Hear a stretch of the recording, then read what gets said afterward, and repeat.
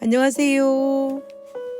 오늘은 기도와 헌신의 40일 35번째 시간입니다. 오늘의 제목은 성령의 침례와 친교 모임입니다.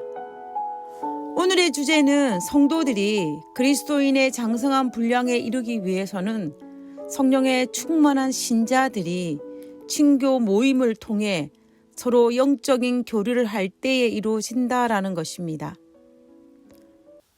한 번 정도는 밤에 모닥불을 피우거나 캠프파이어를 해보았을 것입니다.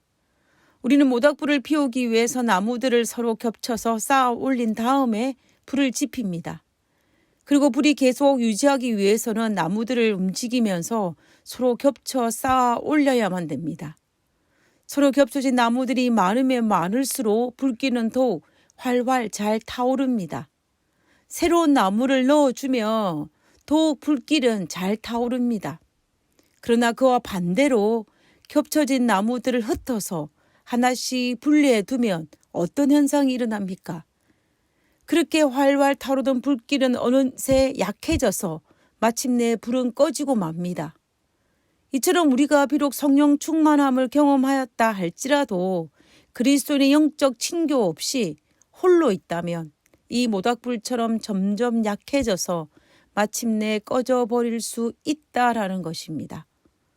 성령 충만함을 입은 신자들이 계속 성령 충만을 유지하기 위해서는, 그리고 더 큰 성령 충만을 경험하기 위해서는 우리는 하나님께 성령을 구해야 하고, 또한 성령 충만함을 입은 동료 신자들과 함께 계속된 친교 모임이 있어야 한다라는 것입니다.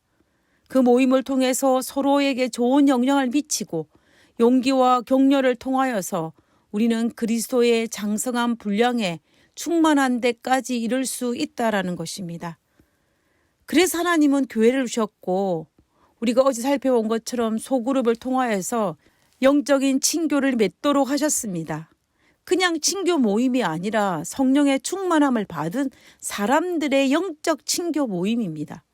만약 친교 모임을 하는 구성원들이 성령 충만함을 받지 못한 사람들이라면 어떤 경우에는 그 모임으로 인해 오히려 상처를 받고, 심한 경우에는 영영 교회를 떠날 위험에 처하기도 합니다. 사탄은 성령의 역할과 정반대로 우리가 모임을 통하여서 서로 시기하고 질투하고 다툼을 일으키게 하여서 상처받아 하나님을 떠나게 하고자 합니다. 예수님께서 이 땅에 계실 때에 그 제자들의 모습이 이런 상태였습니다. 그들은 3년 반 동안이나 예수님을 따라다니며 같이 먹고 자면서 밀접한 관계를 유지했지만, 제자들은 아직 성령의 침례를 받지 못했기 때문에 예수님께서 십자가에 달려 돌아가시기 전까지 그들은 서로 놓고자 싸웠습니다. 제자들은 성령 충만한 예수님이 계신 친구 모임에 참여했지만 그들이 변화되지 않았을 때에는 여전히 시기와 질투의 산물을 생산해 내었던 것입니다. 오직 참여만 가지고서는 부족하다는 것입니다. 그러나 그들이 오순절날 성령의 체험을 통해서 그들은 완전히 바뀌었고, 그들은 더 이상 누가 높으냐고 논쟁하지 않았습니다. 결국 제자들은 성령의 침례를 받고 영적 친교 모임을 계속하였을 때야 비로소 변화를 얻었고, 순교의 순간까지 장성한 그리스도의 믿음을 유지할 수 있었습니다. 그래서 초대교회는 정말 성령의 침례를 받은 사람들이 소그룹이라는 영적 친교를 통하여 수많은 핍박과 시련이 있었지만 그들은 날마다 성장할 수 있었던 것입니다. 그래서 바울은 고린도 교회에 편지할 때에 성령 충만한 신자들이 소그룹 모임으로 친교를 나누는 일이 얼마나 중요한지를 설명하기 위해서 두 가지 예를 들었습니다. 첫 번째는 지체들의 비유를 통해서입니다. 바울은 너희는 그리스도의 몸이요 지체의 각 부분이라고 설명하면서 몸을 이루고 있는 모든 지체들이 자신의 기능을 충실히 해줄 때야 비로소 몸은 건강하게 유지할 수 있다라고 설명하였습니다. 한 지체가 부족하면 다른 지체에도 영향을 받을 수밖에 없기 때문에 서로 다른 지체들을 돌보아야 한다는 것입니다. 바울이 이 말을 한 의도가 무엇이겠습니까? 매일 당파 싸움으로 정신이 없는 고린도 교회에 더 이상 싸우지 말고 온 교우들이 서로 유기적인 관계이므로 서로 보살피고 돌보라는 것입니다. 이것을 가장 효과적으로 할 수 있는 것이 바로 소그룹 친교 모임입니다. 그리고 두 번째는 각종 은사에 대한 비유를 통해서 설명했습니다. 고린도전서 12장 7절에서 12절에 있는 말씀입니다.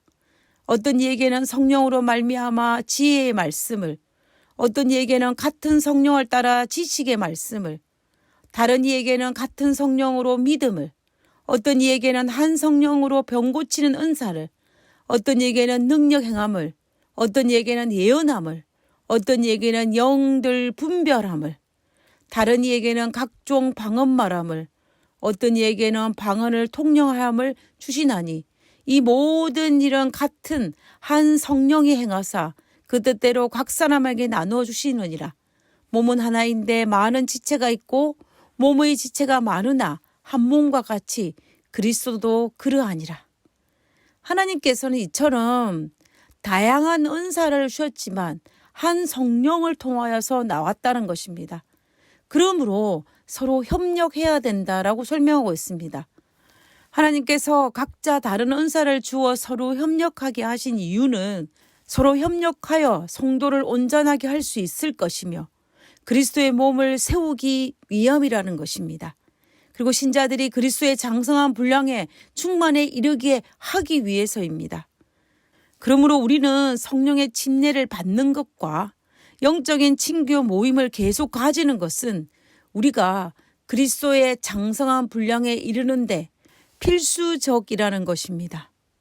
그러므로 우리는 하나님께서 내게 분부하신 말씀을 따라 성령의 침례를 받고 우리가 서로 영적으로 교제할 수 있는 영적인 친교 모임을 해야 할 것입니다.